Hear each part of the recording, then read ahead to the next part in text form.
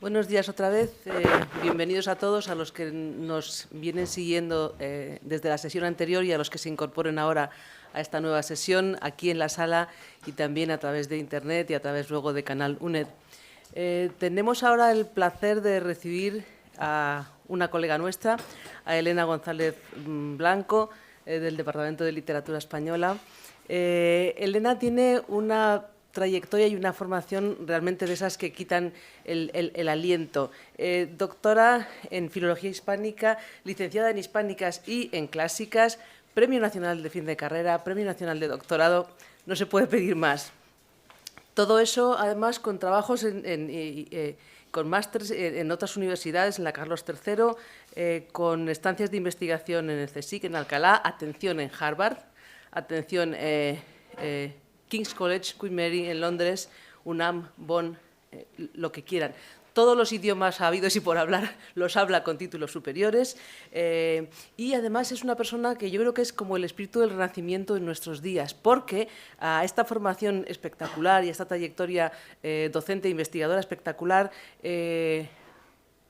aúna una especialización en literatura medieval, desde la época, desde lo más latino hasta lo siguiente, pero además es capaz de combinar todo esto de tipo tradicional, de tipo, si queremos, en fin, dentro de la tradición académica más clásica, con una especialización completa en humanidades digitales, es decir, en las nuevas tecnologías y en todo lo que esas nuevas tecnologías pueden aportar a la docencia y sobre todo a la investigación también del área de humanidades. Es decir, es una persona con un perfil tan completo que, como decía antes, que quita realmente su currículum, quita el aliento. Es además directora y fundadora del Laboratorio de Innovación en Humanidades Digitales en Español, que tenemos la suerte y la fortuna, gracias a ella, de que esté radicado en esta casa, presidenta de la Asociación de Humanidades Digitales Hispánicas, miembro del Comité Ejecutivo de la Asociación Europea de Humanidades Digitales, del Centro Internacional de Humanidades Digitales, consejera de la ERIC, que es esta sociedad que se ocupa de las revistas y todo esto, ¿no?, de los índices. En fin, dirige títulos propios de la UNED. Creo que tenemos la fortuna de contar con una colega realmente con un perfil nacional e internacional totalmente fuera de lo común. Y bueno, tenemos la suerte de poderla oír ahora aquí. La comunicación, la conferencia que nos presenta o el taller se llama El reto de investigar en humanidades en un mundo digital. Yo me retiro y le cedo la palabra. Muchas gracias. Bien, pues muchas gracias, María Victoria, por esas palabras inmerecidas, pero muy generosas. Y, en primer lugar, dar las gracias también a las organizadoras del seminario, a la doctora Nieves Baranda y a la doctora Raquel García Pascual por pues haber puesto todo esto en marcha y habernos dado la ocasión de tener un espacio para conoceros, para hablar con vosotros, para acercarnos realmente al mundo de la investigación que estáis llevando a cabo y para poder establecer unas vías de comunicación, una charla académica y un debate que yo creo que es esencial, porque muchas veces pues nosotros nos centramos en nuestros temas y es muy interesante volver a revisar esas bases y ver cómo está evolucionando toda la investigación en un diálogo con vosotros y sobre todo cuando se está realizando un estudio de doctorado. Por lo tanto, para mí, pues en el momento que me invitaron acepté inmediatamente, porque me pareció una ocasión estupenda de poder contaros lo que estamos haciendo y por qué quizás pues una persona que hace no tanto tiempo estaba en un sillón como todos vosotros, pues está hoy aquí contándoos esto y por qué y cómo hemos llegado hasta este punto. Entonces, pues si esta experiencia os puede servir a vosotros, pues será estupendo. Yo voy a hablar de una cosa a la que, como decía la doctora Scandell, me estoy dedicando ahora mismo, que es pues toda la transformación de la investigación de las humanidades y de toda esta trayectoria académica que llevamos en un mundo que hoy en día es totalmente digital. La pregunta que introduce esta charla es cómo estamos investigando hoy y en qué mundo nos estamos moviendo. Y para esto he traído aquí un pequeño vídeo que quería que pues vierais, es muy cortito. Today, the digital world has permeated every aspect of our lives, from the way we spend our time to the way we spend our money. It's changed the way we communicate. It's changed the way we entertain ourselves. And it's really changed the way we seek and receive information. Now, we are digital consumers. As digital consumers, we look for products and services on search engines instead of in yellow page directories. We surf millions of websites to enjoy content we used to find in newspapers and magazines, on TV and through other offline media. And we use email, blogs, and social networks to communicate and share with more people than ever before. We call this colossal shift from offline to online digitization.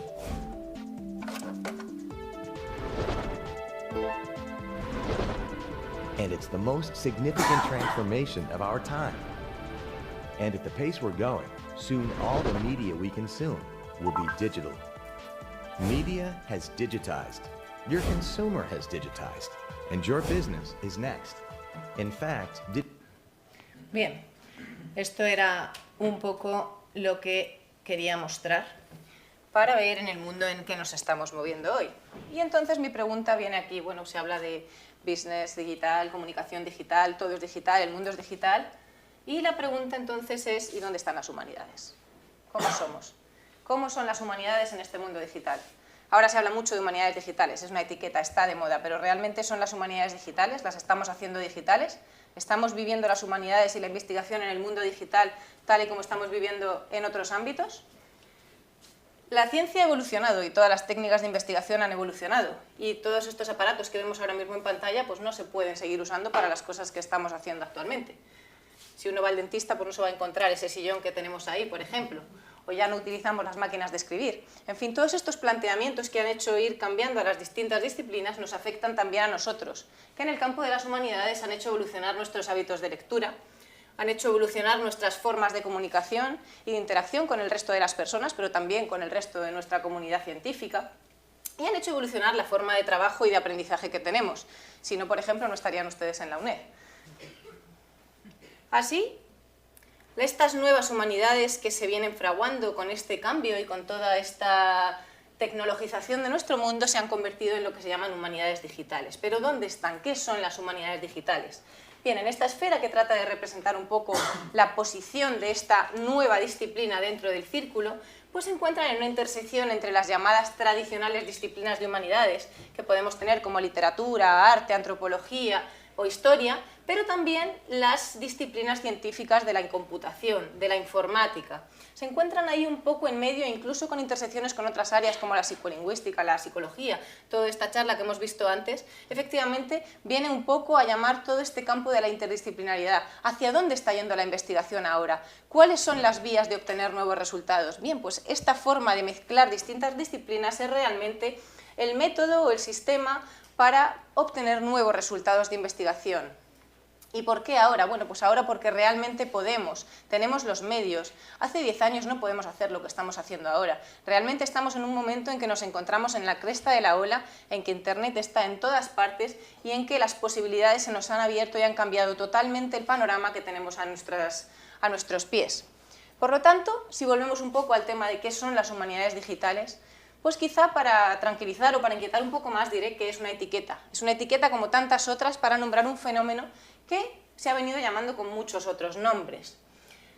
A modo de anécdota, porque no me voy a detener en explicar desde un punto de vista teórico toda esta conceptualización y el debate que no se ha resuelto ni se va a resolver, pero sobre el que hay ya grandes ríos de tinta escrita, dejo esta página web que alguien hizo pues casi a modo anecdótico, en que aleatoriamente van tomando 500 definiciones de humanidades digitales y según uno va entrando a la página le va mostrando una u otra.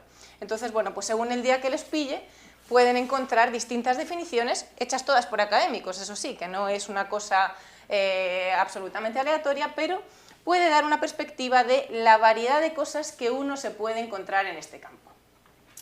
Pero ya pasando del campo de las bromas, podemos decir que realmente el término humanidades digitales arranca de una tradición que se comenzó a gestar en Estados Unidos y que tuvo su nombre en 2004 con la publicación de este libro, cuando comenzaron a llamar a la lingüística computacional, al Computing and Humanities, como humanidades digitales. Y a partir de aquí comenzó a extenderse todo este tipo de, todo este sintagma que hemos heredado y hemos explotado y hemos quizás a veces agotado hasta su máxima existencia. En esta obra de 2012 pueden tener un poco una aproximación crítica, sintética, a todas estas variaciones de conceptualización y de gestación de la propia disciplina, que hoy en día, desde mi punto de vista, es casi un enfoque literario o una aproximación teórica al estudio de nuestro propio campo. Otras aproximaciones, ya no hechas desde las humanidades digitales, sino desde otros campos, como la cultura, la creatividad digital o la propia informática, vienen a materializarse en obras como esta de Lev Manovich, que explica que el software ha sido una especie de cola que se ha ido pegando a nuestro mundo y va impregnando todas nuestras formas de vida. La cultura y las humanidades es una de ellas, pero sin duda esta es una aproximación en la que poco a poco este boom de las humanidades digitales se nos irá pegando como hábito dentro de nuestra propia disciplina, y ya no hablaremos de humanidades digitales como algo extraordinario, sino como una metodología, un sistema de aproximación crítica que terminaremos incorporando a nuestra propia forma de analizar los contenidos y las materias, objetos de estudio a los cuales nos enfrentamos desde nuestros propios campos de estudio. Así pues, no hay una definición unívoca de humanidades digitales para que todo el mundo se quede más o menos tranquilo, sino hay unas distintas formas de interpretarlo según se busque su genealogía, sus metodologías o sus herramientas de trabajo. Y podemos hablar de que cuando hablamos de un enfoque o cuando hablamos de humanidades digitales, a lo que nos estamos refiriendo es a una nueva heurística, a una nueva forma de trabajar sobre viejos materiales, a una nueva forma de coger un manuscrito, interpretarlo, coger un poema y analizarlo, coger una obra de arte, mostrarla, describirla o comentarla. A realizar nuevas preguntas de investigación. ¿Por qué? Porque todos estos medios lo que nos posibilitan es ampliar el campo de estudio y poner en contraste muchos datos de distinta procedencia de una forma que antes no podíamos hacer. Y eso genera nuevas preguntas y nuevos resultados que de una forma tradicional no eran posibles. Y además supone nuevas formas de representación del conocimiento y de reconceptualización de la disciplina. ¿Por qué? Porque podemos mostrar un poema de forma visual, podemos realizar interfaces gráficas para mostrar nuestros propios contenidos.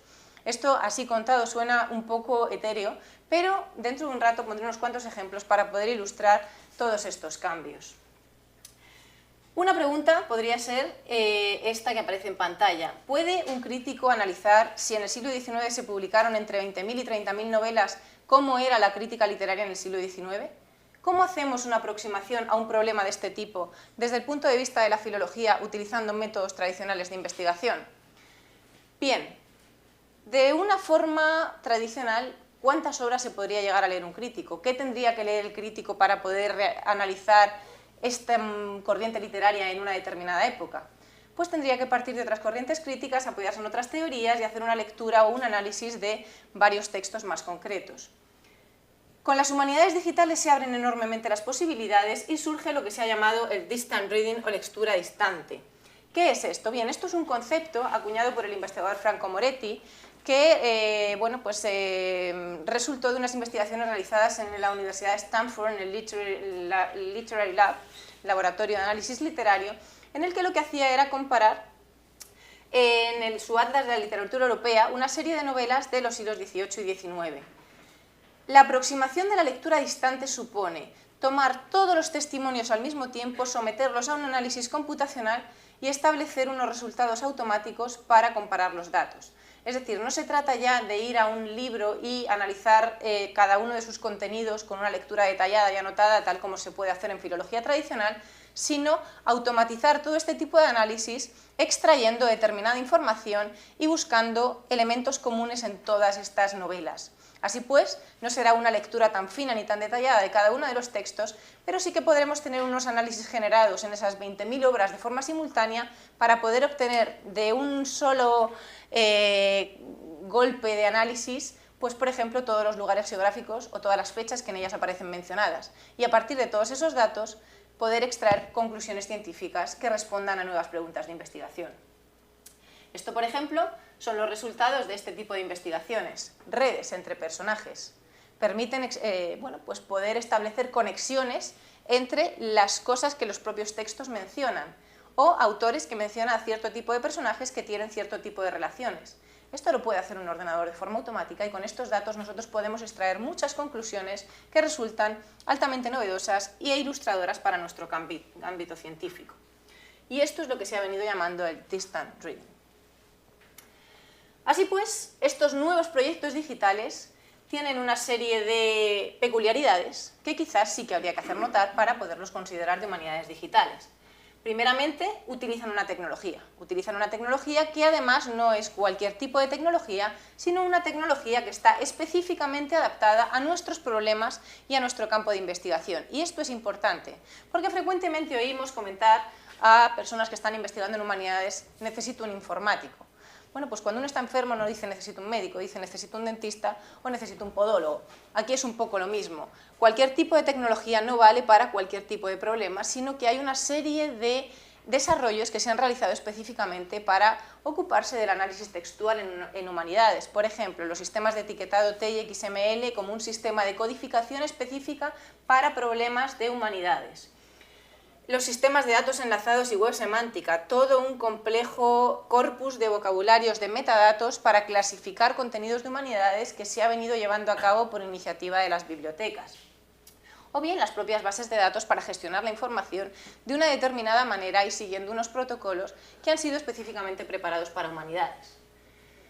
¿Y esto cómo se hace? Claro, porque conforme a las tradicionales formas de investigar que nosotros teníamos, supone un cambio muy grande. Y lo es. Efectivamente, creo que uno de los problemas más grandes que tienen estas formas nuevas de trabajar es que nos estamos aproximando mucho más a la metodología científica que en otros campos, y esto supone una dificultad añadida porque es un cambio también de forma de pensar y de forma de actuar.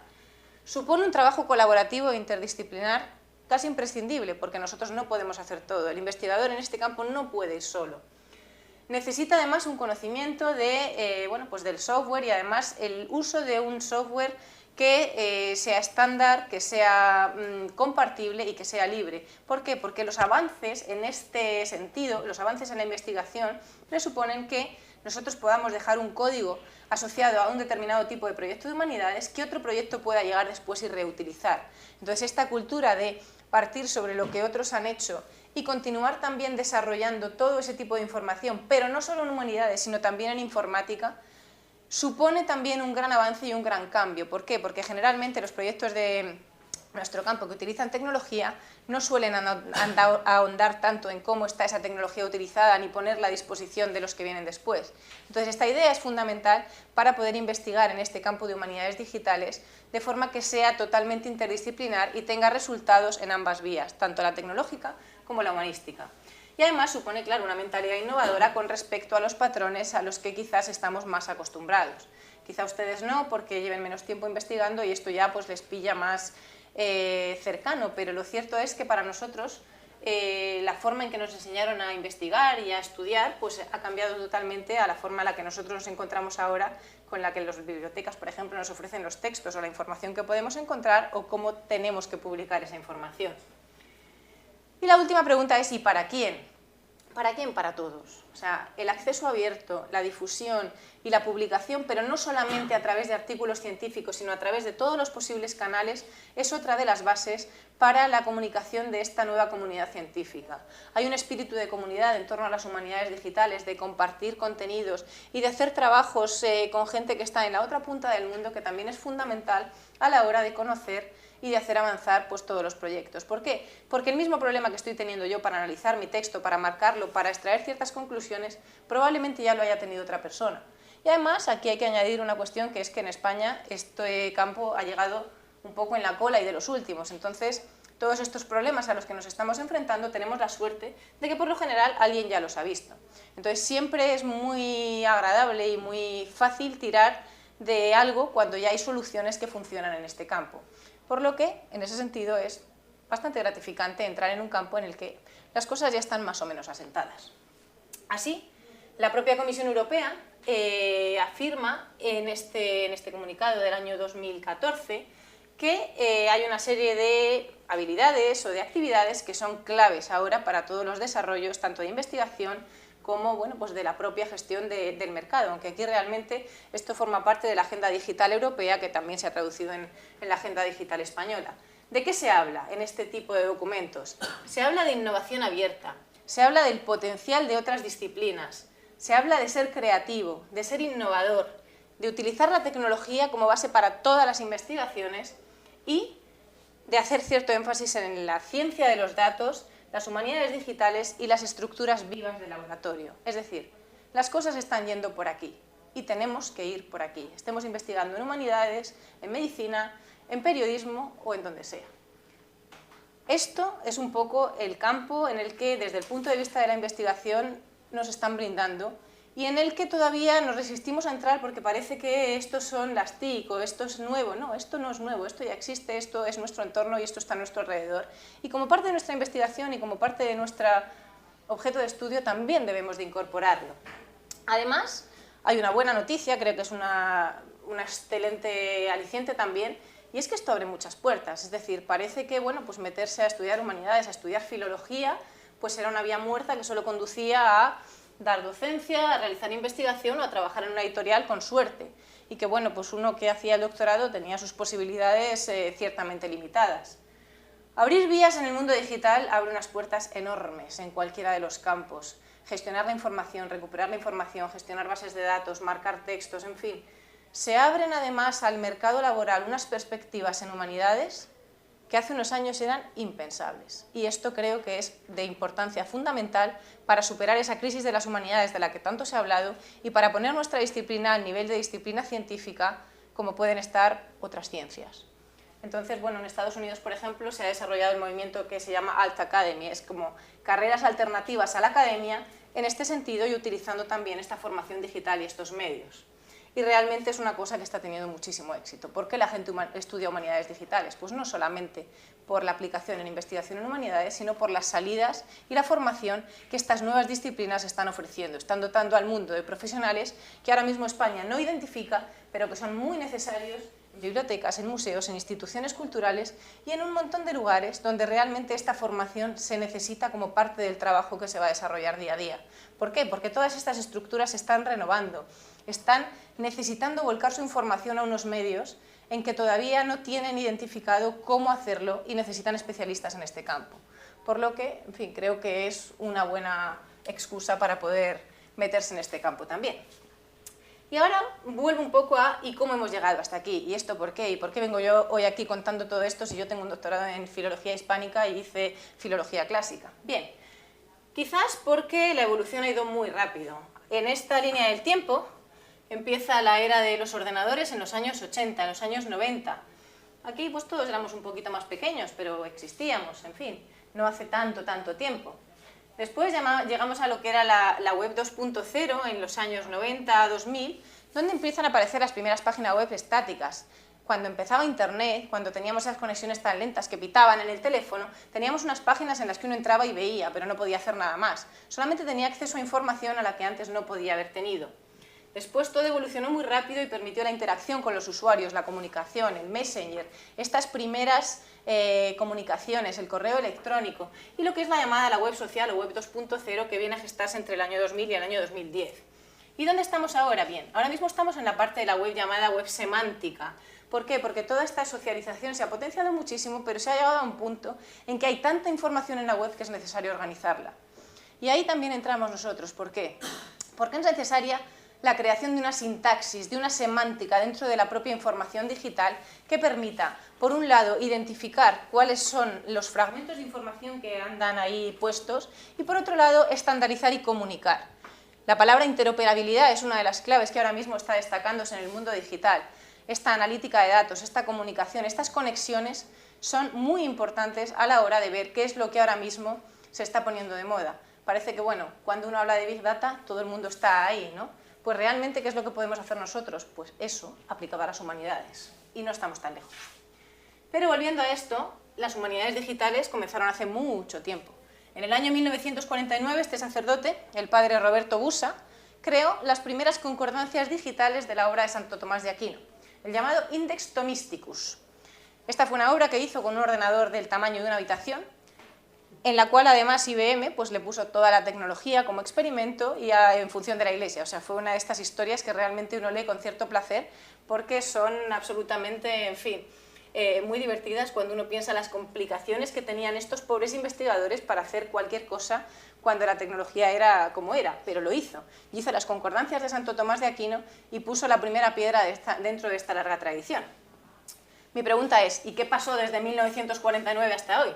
Porque realmente que estemos hablando de humanidades digitales hace 4 días, cuando este señor ya hizo todo aquello en esos momentos, pues nos hace plantearnos, bueno, ¿y es que no había humanidades digitales antes? Bien, había proyectos que utilizaban tecnología, había informática, pero no había esa sensación de estar en una nueva disciplina o de tener que incorporar esto como un foco de investigación. Es decir, proyectos que han aplicado tecnología, que han usado bases de datos. Se lleva haciendo desde hace mucho tiempo y en España también, pero no había por una parte ni ese sentimiento de interdisciplinaridad como algo obligado, ni esa forma de enfocar la tecnología como parte de nuestra disciplina, como se está enfocando ahora, ni esa necesidad de comunicación con otros proyectos y con otras comunidades. En España el concepto de humanidades digitales ha saltado a partir de 2011. En 2012 se creó la Asociación de Humanidades Digitales Hispánicas y a partir de ahí todo el mundo comienza a hablar de humanidades digitales, hasta el punto que la cosa se ha ido hacia el lado contrario, es decir, se habla de humanidades digitales para hablar cualquier cosa que esté puesta en la red. Y muchas veces pues uno se pregunta, ¿es un blog hacer humanidades digitales? ¿Tener una página web es hacer humanidades digitales? No, para mí no lo es. O sea, todo el mundo está en la red y todo tiene presencia en red, pero hacer humanidades digitales y aplicar humanidades digitales a la investigación es ir un paso más allá. Es utilizar este marco teórico para producir estos resultados de forma distinta y para realizar nuevas preguntas de investigación y dar nuevas respuestas. Por ejemplo, ¿qué aporta una edición digital a un lector? Una edición digital no es solamente un texto puesto en pantalla, como un libro al que le hago una foto y lo subo a una web. Para mí eso es un incunable digital. Es imitar un manuscrito y ponerlo en forma de imprenta. Quizás en las humanidades digitales estamos todavía en la época de estos primeros incunables de Gutenberg. ¿Por qué? Porque tratamos de imitar en pantalla todo lo que hacemos en papel. Y hay que ir un paso más allá. Hay que ver cuáles son las posibilidades que permite una edición digital. Y ahora lo vamos a ver. En 2010 se crea este manifiesto de las humanidades digitales en que por primera vez la comunidad científica se pone de acuerdo y organiza un DATCamp, un descongreso, un congreso informal en que se reúnen todos y deciden pensar ¿y esto que estamos haciendo qué es y cómo lo vamos a llamar?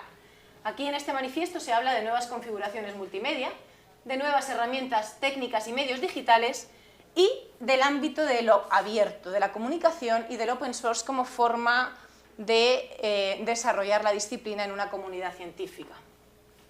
Así, se configura un escenario de las humanidades digitales en el que intervienen distintos actores.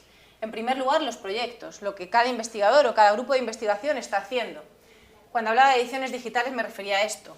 Aquí tenemos una edición digital que tiene, por una parte, la imagen del propio manuscrito, de la propia fuente digitalizada, pero por otro lado tiene la transcripción y tiene además distintas formas de visualizar la transcripción.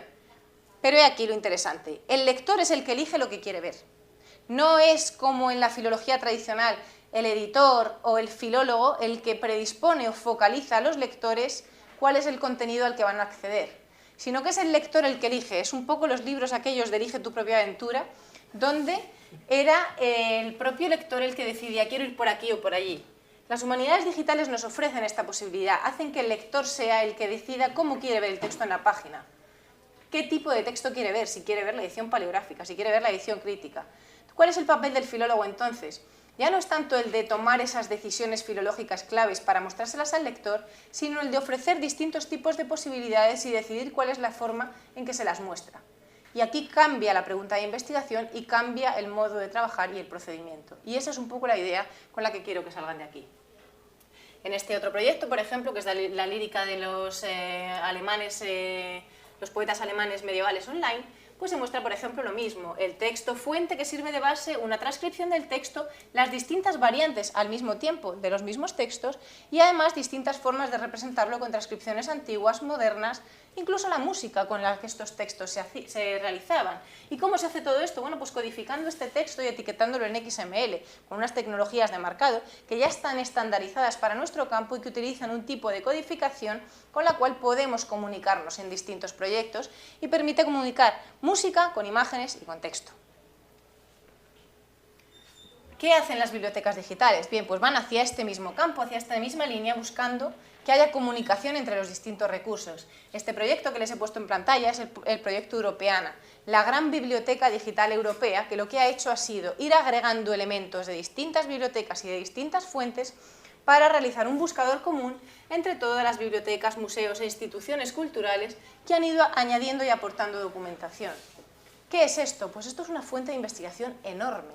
Si yo busco, por ejemplo, clavicordio del siglo XVII, me puedo encontrar una pieza de museo del Museo de Hungría, un texto literario de la Biblioteca Nacional de Francia y una partitura que puedo encontrar en Italia, en Campania, por ejemplo, ¿no? Entonces, bien, quizá combinar este tipo de información que tiene datos de distinta procedencia, pero vinculados a un mismo tema, me permita, a 3 clics, obtener unos resultados de investigación que hasta ahora no eran posibles. Y es por aquí por donde están yendo las cosas. En ese sentido, hay otros proyectos que utilizan este tipo de tecnología para interconectar distintas fuentes de información, como Biblísima, que aspira a construir una gran biblioteca temática de libros en la red. Trame, que por ejemplo es una base de datos que comunica distintas bases de datos de fuentes de manuscritos, o Códices, que también es otro experimento de la Biblioteca Virtual de Manuscritos de la Universidad de Suiza. Estos son proyectos que han ido de forma innovadora pues aplicando todas estas tecnologías y estas formas de comunicación a materiales que tradicionalmente usamos todos como forma de investigación. Otra de las cosas que nos aportan las humanidades digitales y que además es muy interesante es la forma de mostrar los datos, la forma de publicar. Olvídense ya del artículo científico, vamos, no se olviden porque lo tienen que presentar para la tesis, pero aparte de eso hay otras muchas formas de mostrar nuestros resultados de investigación que no solamente se reducen al texto, al paper y al artículo de la revista científica. Por ejemplo, en este proyecto, que es una visualización del atlas de la primera imprenta, tenemos combinado un mapa, un sistema de información geográfica para localizar datos con una línea cronológica del tiempo y una serie de datos de distintas procedencias que nos permiten interconectar en un mismo mapa las rutas de comercio, las primeras imprentas, los monasterios, las fábricas de papel y las universidades.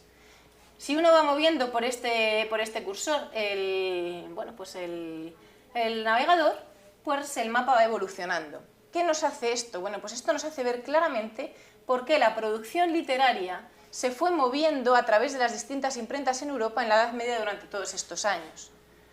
Hacerse a la idea de por qué pudo ser esto o qué relación tiene el que haya un nuevo monasterio fundado en determinado lugar en un determinado momento, o el que una ruta comercial o el Camino de Santiago pase cerca de una determinada imprenta, se ve en un mapa de un golpe, mientras que para llegar a este tipo de conclusiones, leyendo artículos científicos, uno puede pasar muchos meses o incluso no tener un panorama de todos estos datos juntos porque no ha leído artículos de historia o porque no ha trabajado sobre rutas comerciales.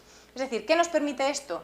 Primero, extraer conclusiones de investigación de una forma mucho más rápida y agregar fuentes de distintos datos y distinta procedencia, por lo cual resulta fundamental cuando uno tiene determinado tipo de datos mostrarlo de esta forma. Es decir, yo les animo incluso, si en sus tesis están trabajando sobre textos que tengan lugares geográficos o fechas o todo este tipo de cosas, traten de representarlas. Eso ayuda muchísimo. Desde el punto de vista de la academia, ¿cómo se han configurado estos proyectos? ¿Cómo se han unido? Han surgido los llamados centros de investigación en humanidades digitales. ¿Por qué? Porque, pues primero, por un lado, van estos proyectos, van estas formas de innovar en la investigación y luego la academia reacciona y consolida esto o canaliza de una determinada forma.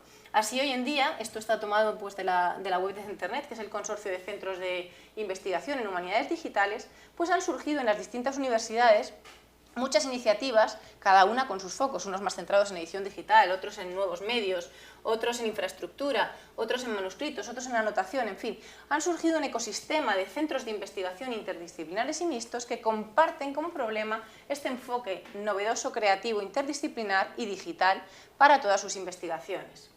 Y con esta idea fue con la que en la UNED fundamos en 2014 nuestro laboratorio de innovación en humanidades digitales, de interconectar lo que estructuralmente dentro del mundo académico a veces resulta muy difícil de comunicar, que son los departamentos de informática, las facultades de ciencias, la biblioteca, los medios audiovisuales y todo lo que estamos haciendo en las facultades de humanidades.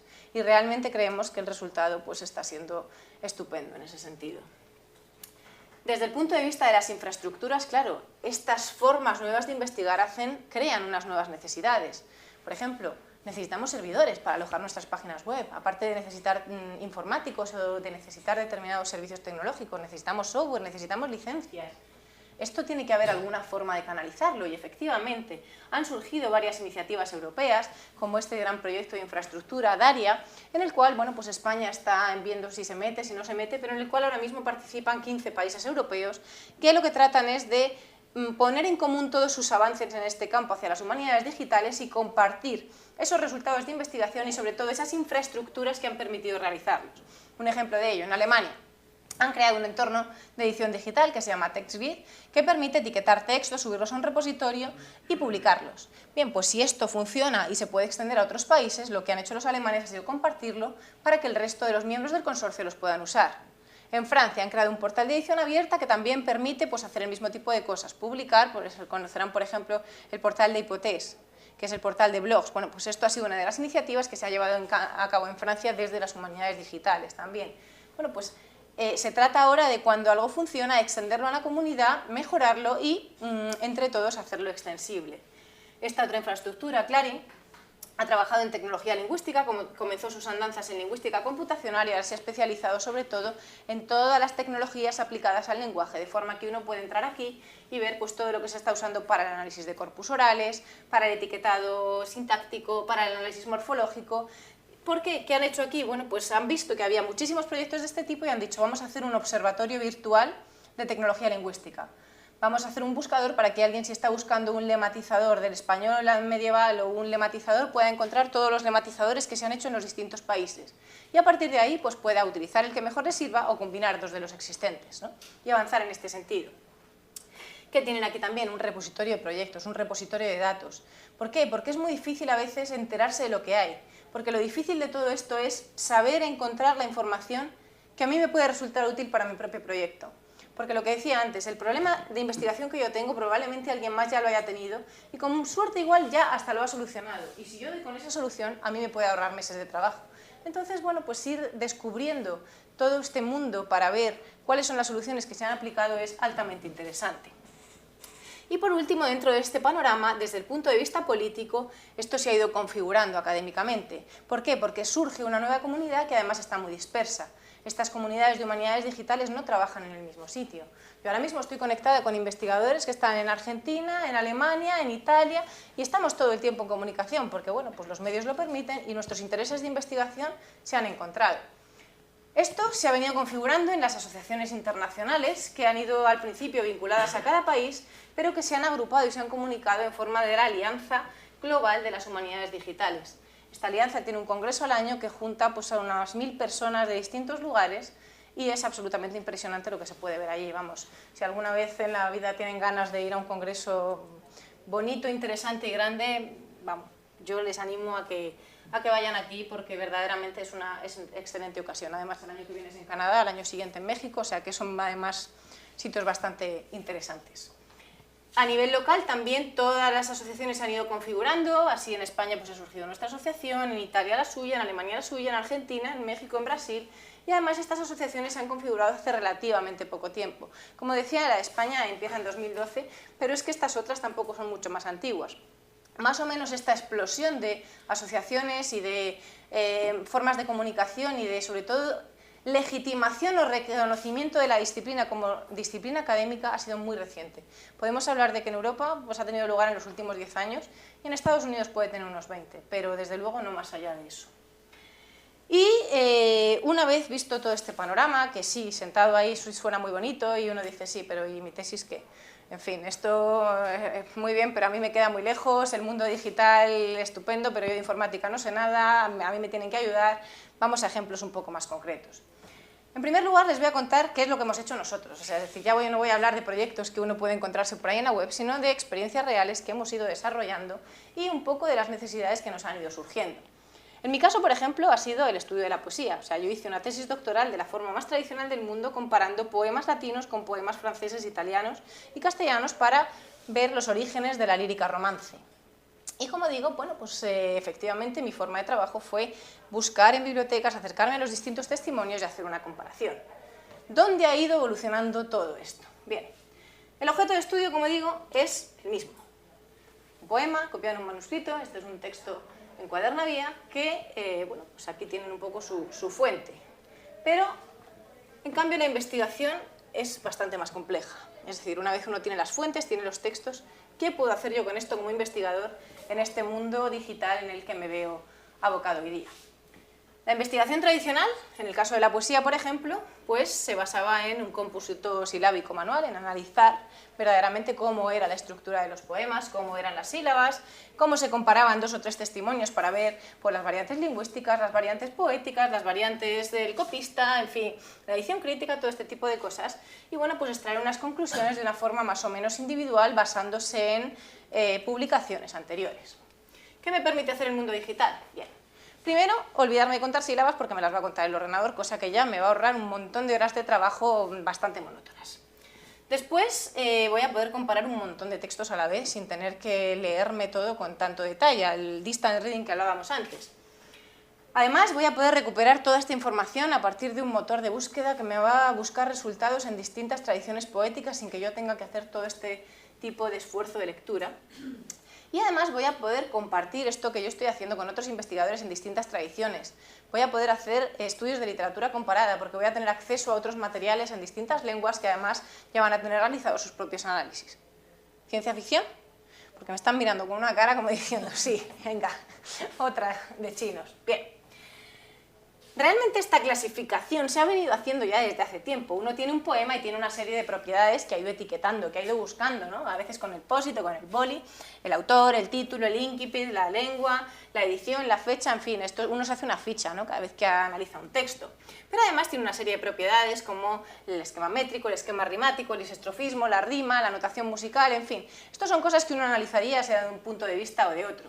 Y esto hicieron los primeros investigadores que pues ya a finales del siglo XIX y a comienzos del XX decidieron recopilar toda esta información y hacer unos repertorios métricos, que eran una especie de guías de teléfono para todos aquellos que fueran a investigar en poesía y quisieran encontrar un poco pues, toda esta información sobre cómo se habían hecho los poemas. Claro, uno se encuentra con esto y dice, en fin, tiene que primero leerse las instrucciones, luego el índice y luego ir viendo qué significan todas estas siglas que ponen aquí y además ir página para adelante, página para atrás para ver que este poema en alejandrinos que aparece aquí, qué es lo que quiere decir esto, era el mismo que les ponía en pantalla antes, porque además, claro, por economía de medios, por supuesto no copiaban el texto estaba publicado en otra parte a la que tenían que remitir. Con lo cual, bueno, pues ¿facilitaban la investigación? Mucho, porque ya nos hacían una selección de textos, pero era un poco complicado. Estos repertorios se han convertido en bases de datos, de forma que cuando uno pincha en un sitio y va a otro, quiere ver cuántos poemas hay en ese manuscrito, puede navegar por ahí, encontrar qué más textos comparten manuscrito con este, o si uno pincha en el esquema métrico, qué otros textos del mismo corpus utilizan el mismo esquema métrico, con lo cual uno agiliza notablemente esta forma de investigar. Así surgen numerosos repertorios dedicados a distintos tipos de temas, o con distinto enfoque que incluyen otras cosas más allá de los esquemas métricos o rimáticos, como, pues, por ejemplo, los índices de temas, en el caso de, por ejemplo, las cantigas de Santa María, pues el Poncelet, como índices de tipos de milagros y los paralelos con otros tipos de recurso.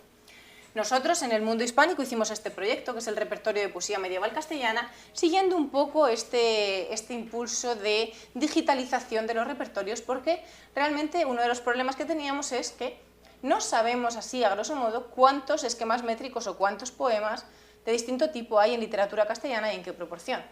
O sea, todo el estudio ahora mismo está tan parcelado que uno sabe de lo suyo y poco más. Entonces necesitábamos tener algo donde poder buscar toda esa información y poder reunir todo esto. ¿Y cómo lo hicimos? Bien, hicimos una base de datos donde reuníamos todos los testimonios de los poemas y además lo combinamos con una estructura de etiquetado de textos. ¿Por qué? Porque la base de datos por sí sola no era suficiente para expresar toda la variedad que los textos podían ofrecer. Así, por ejemplo, nosotros codificábamos la información en forma de, bueno, pues aquí con unos formularios que iban referidos a unos campos comunes, donde hablábamos de la fórmula rítmica, la fórmula rimática, el autor y una serie de características generales que podían aplicarse a cada texto, pero luego el propio texto codificado y etiquetado siguiendo unos esquemas en los que se podía marcar la métrica, la estructura o la rima de cada una de las estrofas. Es decir, casi como si con un bolígrafo anotáramos sobre el propio texto cuáles son los fenómenos que después queremos que el ordenador nos enseñe. Esto realmente pues, es un trabajo laborioso, pero nos permite recuperar cualquier tipo de información o los mismos tipos de rimas dentro de un conjunto de obras diversas. Y además visualizarlas y mostrarlas. Esto que hicimos nosotros pues se ha hecho en muchísimas lenguas, ahora mismo podemos hablar de 14, 15 repertorios digitales para las distintas lenguas europeas que se han ido especializando en las distintas tradiciones. Evidentemente, como recurso de investigación, como recurso de análisis y como aproximación al mundo de la poesía para poder hacer análisis comparados, ya supone un avance fundamental que nos permite poder enfocar pues, una tesis doctoral o un estudio o un artículo de una manera que hace 10 años era imposible. Pero claro, ¿cuál es el problema de todo esto? Que esto es muy bonito así contado.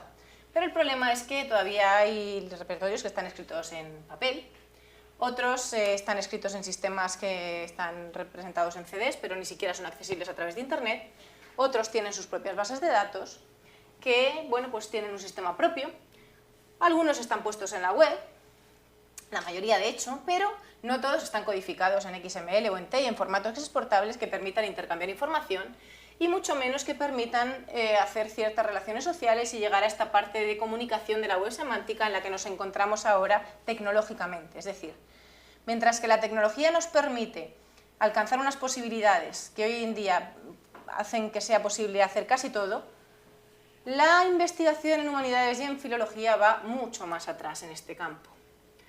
A esto añadimos un problema, que es un problema bastante considerable, y es que cada tradición filológica ha ido marcando sus propias pautas sin ningún tipo de estandarización o de comunicación entre ellas.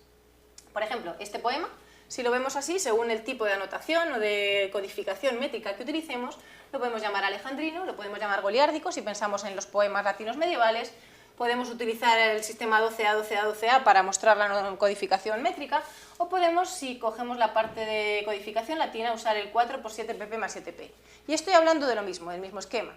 Entonces, claro, la pregunta realmente es, ¿y esto cómo lo traslado a un sistema informático que lo entienda? Porque no solamente es vamos a unir todo tecnológicamente. Tecnológicamente es posible casi todo, pero tengo que tener un material homogéneo o siguiendo una codificación más o menos estandarizada para poder intercambiar esa información. Y eso es una cosa que a nosotros no nos han enseñado desde pequeñitos. O sea, en el campo de las humanidades, todo el tema de hay que utilizar este etiquetado, hay que utilizar este sistema, O sea, el único concepto que quizá tenemos más o menos claro es que la bibliografía hay que citarla de una forma uniforme, pero ni siquiera tenemos claro cuál es el sistema de bibliografía que hay que utilizar dependiendo de para qué cada uno. Entonces, esto es un problema. ¿Por qué? Porque el mundo computacional es diferente. El ordenador es tonto, no entiende. Al ordenador hay que darle todo de la misma forma, en el mismo formato y de la misma manera. Y en el momento en que algo sea distinto, no lo entiende y lo elimina. Entonces, claro, esto supone un cambio de forma de pensar que es muy novedoso para nuestro campo, porque ya no tenemos que pensar en, es que claro, las humanidades no se ajustan a nada, en fin, es como cuando tratamos de hacer análisis sintáctico y hay algo siempre que se nos queda por ahí colgando y no sabemos dónde meter, ¿no? Pues estamos un poco en el mismo problema. Es decir, hay que sistematizar y hay que sistematizar la disciplina para poder traducirla al ordenador. Eso no quiere decir que vayamos a eliminar información, sino que cambia el foco y la forma de aproximarse al análisis y al objeto de estudio. Y eso es lo que tenemos que entender. Situación, pues así nos encontramos. ¿Y ahora qué hago?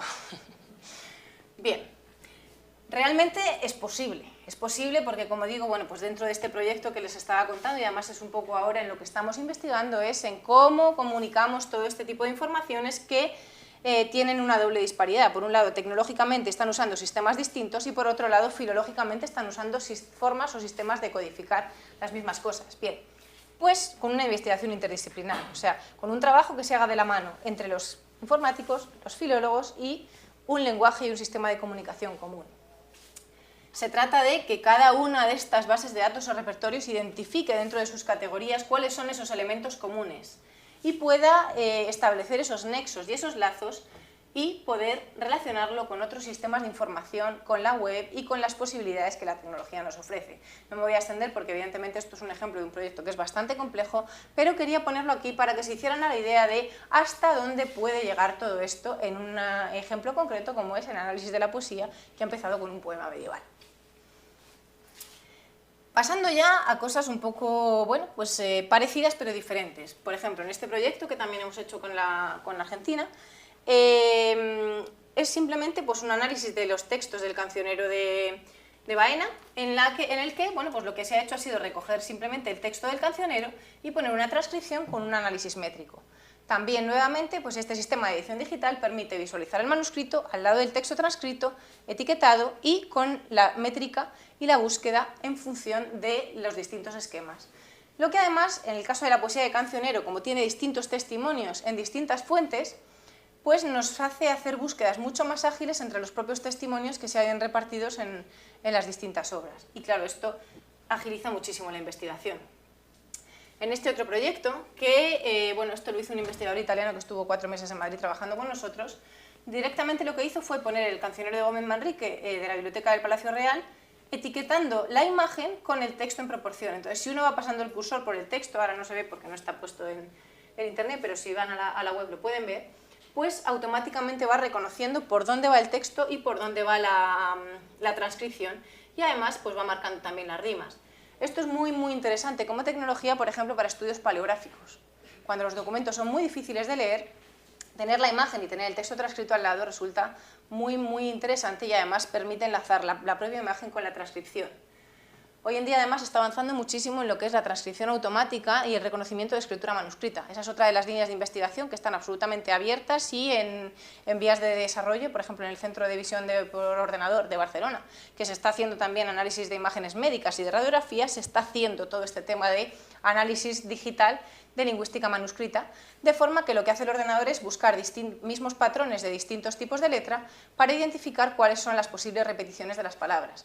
Y lo hace, es decir, uno piensa que la escritura medieval cortesana es ilegible y que un ordenador no la va a leer jamás. Bien, pues se puede leer y se está consiguiendo, y además con un porcentaje de error del 90%. Es decir, estamos llegando a un punto en que todo este análisis automático nos está haciendo poder creer en él.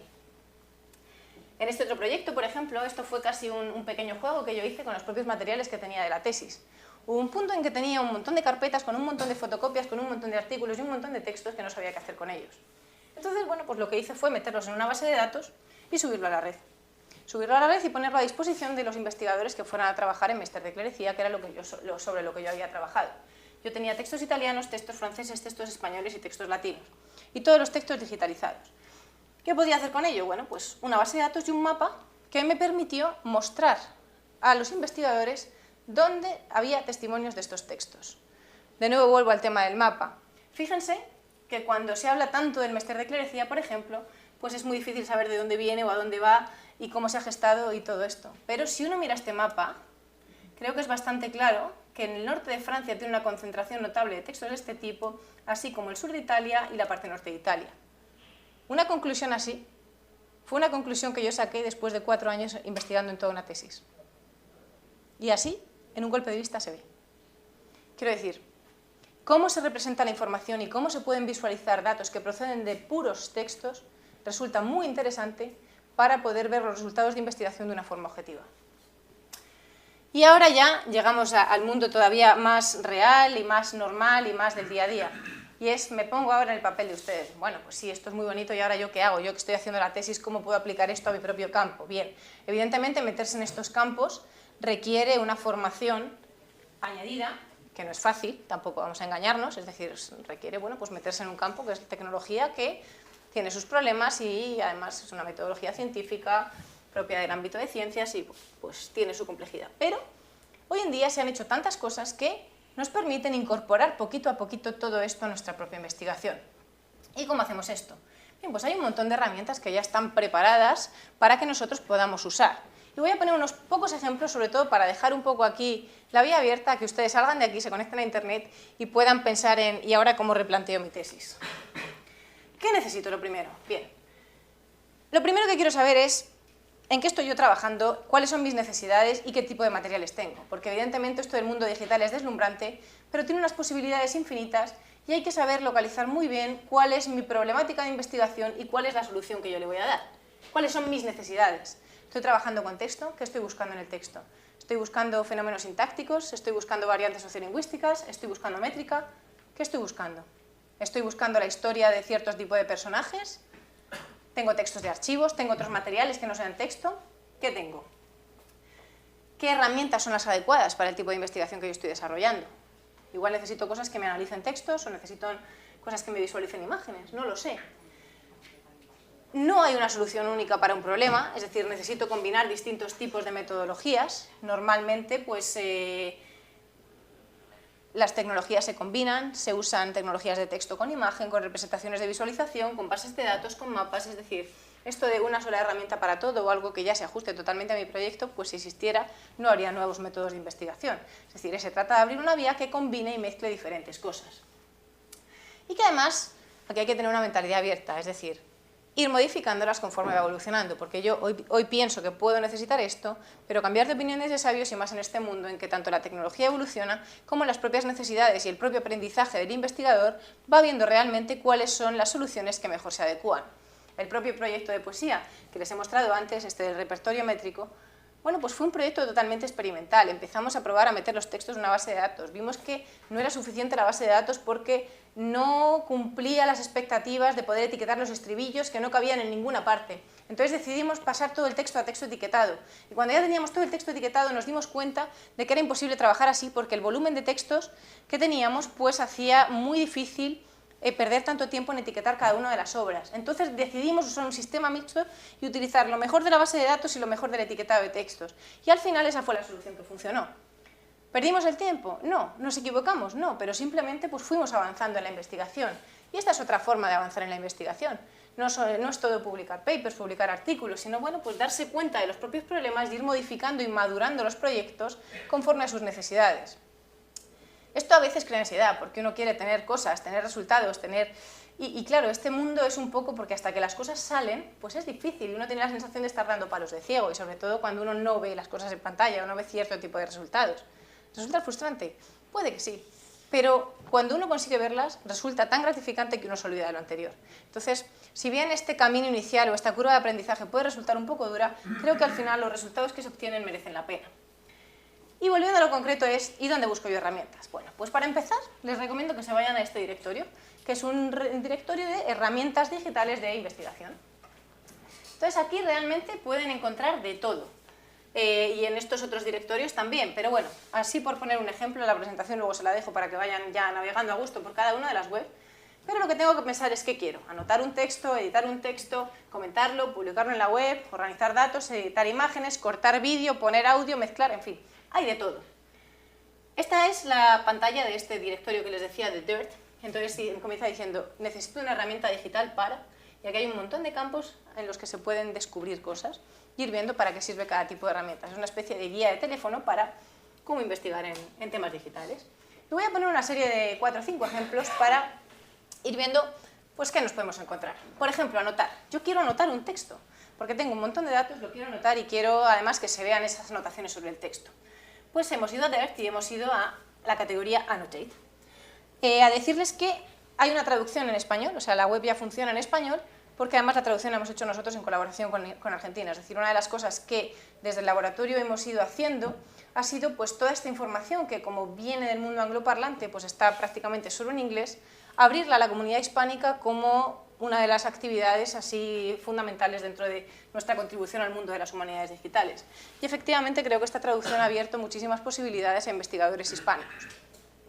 Entonces, bueno, pues voy aquí, por ejemplo, a este Annotation Studio, me registro, subo un documento y puedo anotar un texto. De forma que aquí, en esta plataforma, ya directamente puedo, esto lo ha hecho MIT, y esto lo pone a disposición de la comunidad investigadora.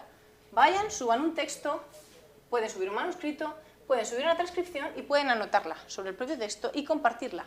Esto, por ejemplo, me puede resultar muy útil si yo estoy dando una clase. ¿Por qué? Pues porque puedo tener aquí una versión de las Soledades de Góngora con su manuscrito y con el comentario a qué significa cada pasaje, sin tener que estar tomando nota, yendo al pie de página, yendo a la parte de atrás, y que además puedo permitir que mis propios colaboradores añadan cosas, puedan añadir comentarios y puedan añadir información. Imagínense el potencial que tiene todo esto. Cuando ahora mismo lo que estamos haciendo a veces es subo el archivo, lo anoto, lo bajo, lo comparto, entonces viene el otro y me lo corrige, pisan mi versión con un poco de suerte, entonces decido que subo el documento al Google Drive, igual lo ponemos juntos, pero entonces las anotaciones del otro se borran, en fin. Es decir, esto, no, pero es verdad, o sea, actualmente pues estamos trabajando a veces de una forma cuando existen estas herramientas que lo que nos permiten es tener todos los documentos juntitos y bien puestos en una plataforma y poder trabajar sobre ellos. ¿Ven? Aquí, por ejemplo, pues esto sería este documento ahí, recién subido, con la imagen, la transcripción y el comentario y las anotaciones. Hay otras herramientas de anotación, cada una tiene sus propias peculiaridades. Aquí lo que hay que perder es un poquito de tiempo investigando. Para mí esto es investigar. es explorar, es conocer, es ver este tipo de recursos. Es a veces perder las horas navegando por la web sin saber un poco dónde va a llegar uno y de repente encontrar un proyecto que dice, uy, qué bonito, ¿y esto cómo lo ha solucionado? ¿Y por qué no hago yo esto para lo mío? Esto también es una forma de investigar. Si quiero hacer minería de textos, que se llama, o visualización de datos realmente, ¿no?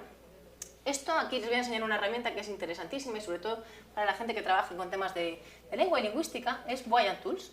Voyant Tools me permite hacer ciertas visualizaciones, crear nubes de palabras, que esto, bueno, lo permite hacer un montón de herramientas y un montón de cosas, pero además lo que hace es, aquí le meto un texto en formato TXT y directamente me saca índices de palabras, concordancias, frecuencias de palabras, me permite quitar preposiciones y todo este tipo de cosas, es decir, limpiar el texto y ir detectando cuáles son las variedades lingüísticas que aparecen sistemáticamente de una forma u otra en el texto específico.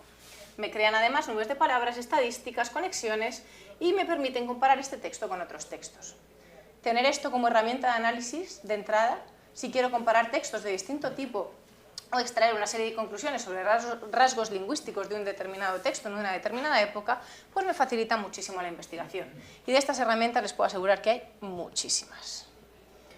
Con lo cual, cuando alguien dice, hemos creado un sistema para mostrar concordancias, yo digo, si eso ya lo hizo el padre Busa en 1949.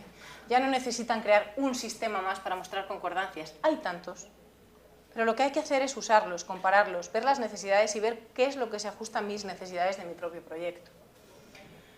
Hay otras herramientas de visualización de distintas formas, en fin, el mundo de la visualización es enorme y desde luego es un mundo precioso que además, bueno, pues tiene unas posibilidades de cara al usuario final que son absolutamente tremendas y muy importantes. ¿Por qué? Porque hoy en día está demostrado que las interfaces, el tema de cómo uno presente los datos, cómo sea la web, cómo sea para el móvil, si es responsive, si es adaptativa, en fin, esto es una parte fundamental de la difusión de la muestra y de cómo llega esto al mundo exterior. Y muchas veces tenemos que pensar que como investigadores no solamente investigamos para nosotros mismos o para nuestros colegas en nuestra propia comunidad científica, sino que tenemos un mundo científico de investigación enorme en el que pues también nuestros datos de investigación se pueden compartir como resultado y se pueden utilizar en otras disciplinas. Igual todo lo que hemos hecho con nuestra tesis pasado por una buena herramienta de estas puede resultar útil para un profesor de secundaria que va a aplicar esto en una clase para analizar el poema del Cid, por ejemplo. Entonces, bueno, pues no olvidemos siempre esas consecuencias de la investigación más allá del artículo científico. Para publicar contenidos y para compartir esos contenidos con comunidades o con usuarios, pues hay otra serie de herramientas como el Padlet, que permite pues, publicar así en una web como pequeños posits de distintos tipos de cosas que pueden resultar interesantes, por ejemplo, para hacer un brainstorming o intercambio de ideas entre un grupo de investigadores, sobre todo si están a distancia. Para editar textos, la edición de textos ha pegado un vuelco en este campo que cuando uno ve que se siguen haciendo ediciones tradicionales para publicar en papel con sus notas y su... En fin, a veces dice uno, bueno, pues creo que no se ha avanzado lo suficiente mentalmente para llegar y dar este salto, pero las posibilidades que ofrece la pantalla son enormes. Y luego están apareciendo distintos tipos de ediciones, como las ediciones sociales o las ediciones basadas en el llamado crowdsourcing, que es en la contribución de las masas. Todos conocen la Wikipedia, que ahora mismo es la mayor enciclopedia que hay y que además la mayoría de sus datos, bueno, pues son verídicos, es decir, pues basándose en este tipo de filosofía, por ejemplo, este proyecto de Cataluña ha creado el proyecto Transcriu.me, es decir, tenían una serie de documentos en la biblioteca, no tenían fondos para transcribirlo y han pedido a los usuarios que colaboren en esas transcripciones. Evidentemente esto tiene sus riesgos, pero hay proyectos que se están haciendo así, con los debidos filtros, las debidas formas de proceder, pero con la colaboración de distintos tipos de personas que, bueno, pues igual podríamos trasladarlo a una clase donde tenemos una serie de alumnos con los cuales queremos hacer una edición colaborativa y además mostrarles cómo se está enseñando a hacer edición, de una forma muy práctica. Y, bueno, además de todo esto, otra serie de herramientas de planificación, de diseño del trabajo, de mapas de ideas, de mapas conceptuales para organizar pues todo lo que puede ser una conceptualización de la información, una investigación de las ideas y este tipo de desarrollos. Esta herramienta en Mapping o Mindomo pues son bastante interesantes si uno quiere mostrar un esquema de las ideas o las conclusiones que uno quiere desarrollar, por ejemplo. Por último, aquí comentarles de forma breve lo que nosotros estamos haciendo. Viendo un poco toda esta necesidad de, bueno, pues de ofrecer infraestructura a todas aquellas personas que están empezando esto de una forma individual, que necesitan, bueno, pues un soporte para hacer unas ediciones digitales en su tesis, o necesitan un lugar donde acudir para poder tener alojada su web, o su propio proyecto, su experimentación. Desde el laboratorio estamos terminando ahora la creación de un entorno virtual de investigación en el que se van a ofrecer posibilidades para editar en TI y en XML y visualizar el texto, para poder crear una biblioteca digital con manuscritos o con fotos o con imágenes y sus metadatos en Omeka, que es otro software para gestión de documentos, donde poder visualizar o mostrar una página web de la investigación que se está haciendo y donde además poder realizar una parte de un trabajo en equipo compartiendo esa información y esos mismos materiales con la gente de mi propio equipo, con la gente de fuera y con un intercambio pues, como una especie de foros o de comunidad científica dentro del proyecto. En fin, esto es en lo que estamos trabajando ahora y espero que dentro de aquí a final de año esté disponible para que también ustedes puedan ser los primeros experimentadores de este nuevo entorno en el que estamos trabajando, que no hace sino poner herramientas que ya existían a disposición de todos y conectadas para que los usuarios que no tienen esa infraestructura o ese equipo interdisciplinar o esos conocimientos tecnológicos puedan tecnologizar su investigación. Y por mi parte nada más, ya he hablado demasiado, ahora lo que espero es que ustedes crean o descrean de las humanidades digitales, pero que al menos pregunten algo que no hayan entendido, que quieran entender o en lo que quieran profundizar. En cualquier caso, como esto suele dejar bastante shock a la gente, quedo a su disposición para que me escriban, para que nos vean, para que vean todo lo que tenemos colgado en la página web de cosas que hemos hecho y sobre todo para que se animen a meterse en este nuevo campo y a introducir todo esto, así como la cola esa que se pegaba a todo lo que pasaba por el ambiente, el software en sus proyectos y en sus tesis de humanidades. Muchas gracias.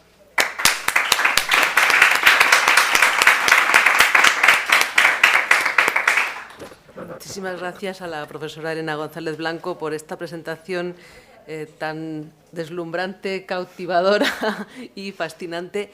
Yo creo que el meterse en el mundo de las humanidades digitales para nosotros ya no es una opción, es una necesidad. Ya no podemos decidir, quizá me meto, quizá no, es algo que está ahí y todo el que se quede fuera de este mundo se va a quedar fuera de la investigación, quizá no en este año, pero sí a partir del año que viene. Quiero decir que es la oportunidad de todos de subirse a este tren o quedarse atrás quizá para siempre. Creo que es algo realmente sobre lo que debemos reflexionar. Pero bueno, esto lo dejamos para casa. Ahora preguntas y comentarios.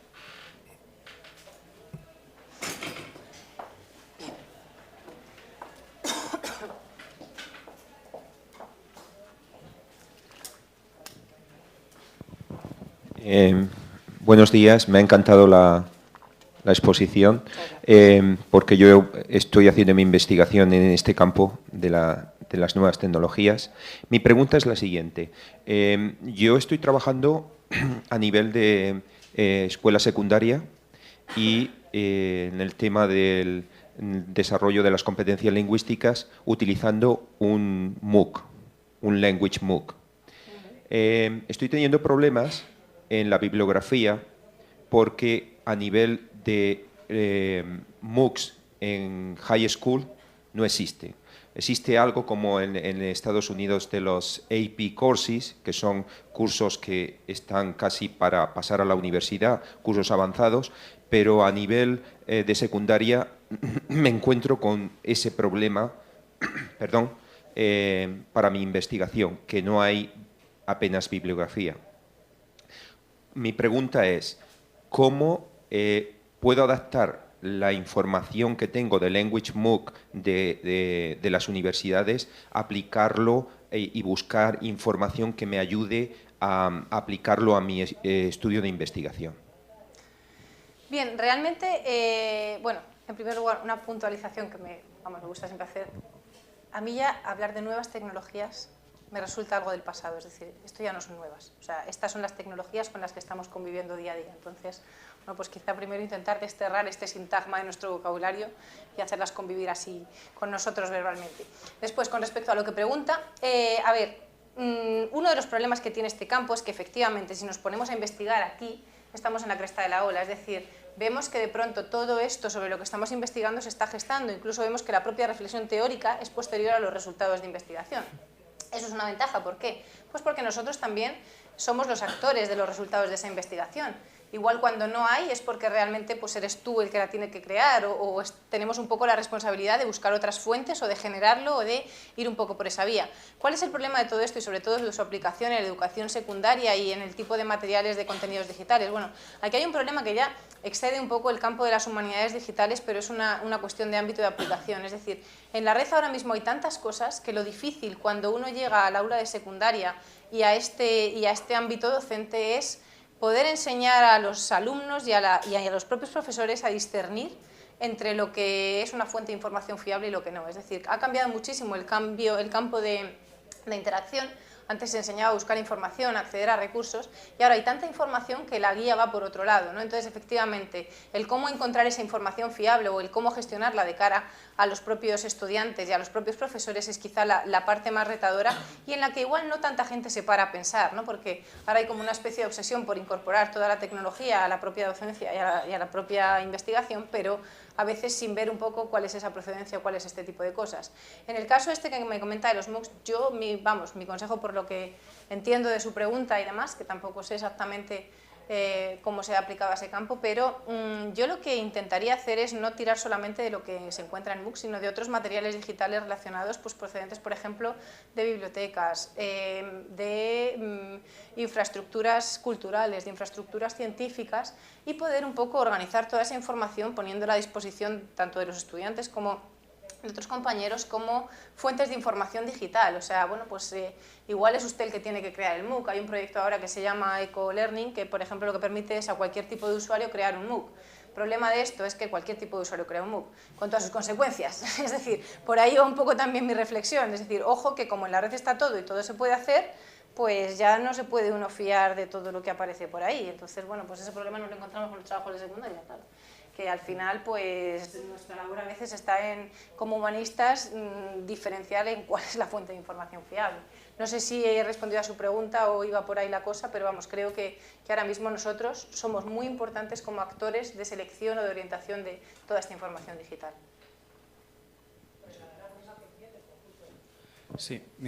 Sí, mi pregunta, bueno, primero felicitarla también por su intervención. Me ha parecido, sobre todo, de mucha utilidad para los que estamos ya en la fase de recogida de datos, como es mi caso.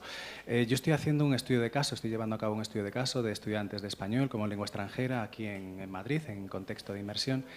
Y yo he apostado también por utilizar las herramientas digitales para la recolección, la recolecta, la recogida de los datos, ¿no?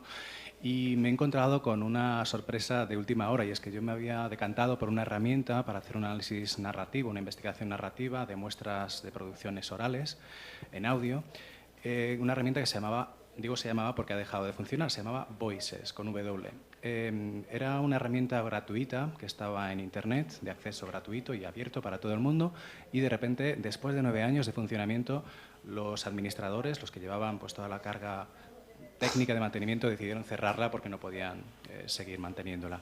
Y claro, a mí me dejó, pues un poco como decimos, con una mano delante, con permiso de la expresión, y otra detrás, ¿no? Entonces, al final, lo que yo quería era que ellos mismos se grabaran sin que yo estuviera con ellos, ¿no? Haciendo de antropólogo social, grabándolos con la grabadora de audio, para que ellos mismos, cuando salieran a las salidas que habíamos programado por diferentes partes de la ciudad, en diferentes ámbitos y situaciones comunicativas, automáticamente esa grabación se subiera a la geolocalización, al mapa, como el que nos has enseñado anteriormente, y yo diera crédito y fiabilidad a que esa grabación, esa interacción de los estudiantes con los interlocutores X realmente se hubiera llevado a cabo en el Museo del Prado, en la Pradera de San Isidro, en las diferentes situaciones comunicativas, en la Universidad Complutense de Madrid, etcétera. Entonces, ¿qué ha pasado? Que al final, pues no sé si existen otras aplicaciones similares que yo no he encontrado todavía, y me da un poco de temor arriesgarme nuevamente a que me dejen tirado. Entonces, lo de gratuito está muy bien, pero al mismo tiempo supone un riesgo que tenemos que tener en cuenta, como me ha pasado a mí, ¿no? A ver, este problema que comenta usted es mucho más frecuente de lo que parece. Es decir, y cuando hablaba un poco de la filosofía de las humanidades digitales, la comunidad, el código abierto y el código disponible, iba por ahí la cosa. Es decir, ¿qué cosas tenemos que tener en cuenta antes de seleccionar una herramienta digital? Esto Esto es muy importante. ¿Por qué? Porque son muy numerosos los casos de proyectos digitales que nacen y mueren. ¿Por qué es necesaria una infraestructura? ¿Por qué es necesaria una infraestructura a nivel nacional? ¿Por qué es necesario incorporar esto a la academia? ¿Por qué es necesario que la universidad también se haga responsable un poco de todos estos contenidos digitales que generamos? ¿Por qué? Porque todo esto cuesta dinero. Es decir, o sea, al final hay una cuestión de que los proyectos digitales son caros, son mucho más caros que coger un manuscrito, publicarlo, en fin, y hay que tener un mantenimiento y hay que tener, bueno, pues un cierto tipo de infraestructura y de soporte para mantener un proyecto digital. ¿Qué quiere decir esto? ¿Cuál es la solución más fácil? Bueno, esto no es para mí, ala, ahí se queda. Pues no, porque entonces realmente lo que no hacemos es avanzar en la investigación, sino reproducir cosas que ya estaban. ¿Cuál es su situación ahora mismo? Bueno, pues evidentemente entiendo que pues bastante chafe, pero ahora yo tengo varias preguntas, es decir, ¿toda esa información que usted había introducido en esta aplicación es exportable? ¿La tiene usted almacenada en algún lugar? No, ni siquiera nos ha dado tiempo a usarla, porque dieron un preaviso de 2 semanas de que iban a cerrar. ¿Y podía usted sacar los datos de ahí? No, al final estoy haciéndolo a la manera tradicional, es decir, acompañándolos en cada salida, yo grabando, asegurándome de que están en ese lugar al que hemos...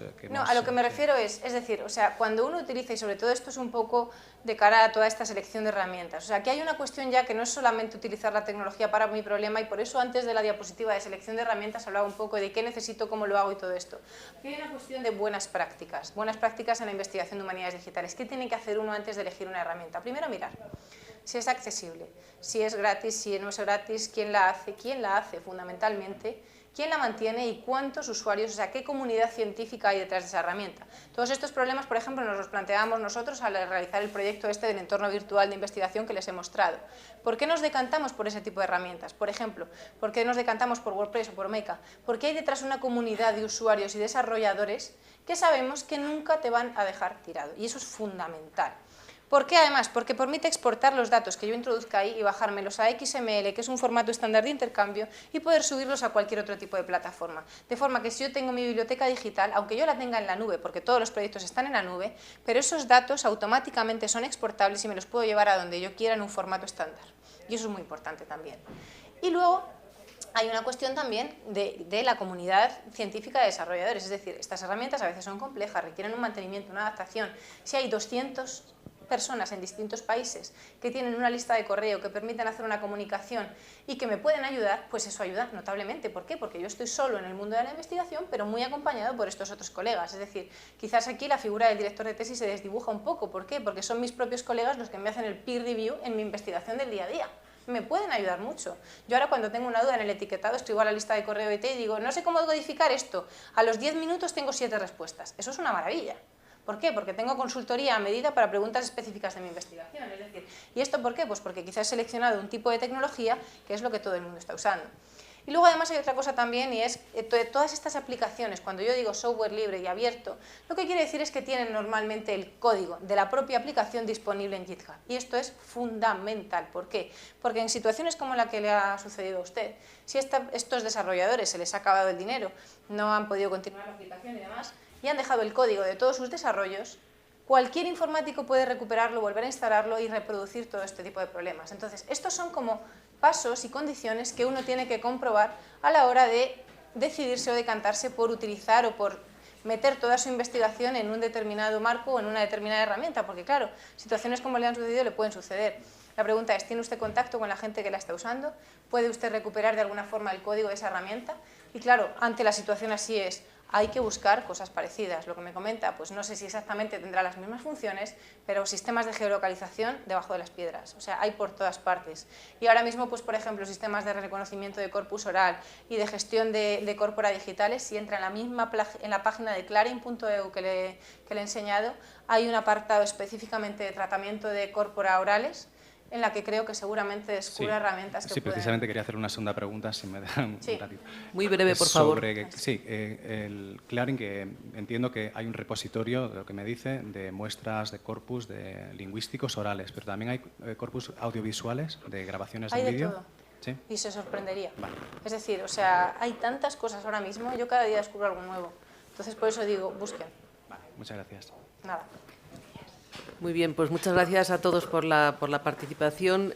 Tenemos que dar ya paso a las siguientes presentaciones y agradecemos de nuevo a la doctora Elena González Blanco por haber compartido con nosotros toda su experiencia y todo su conocimiento en cuanto a humanidades digitales. Muchas gracias de nuevo.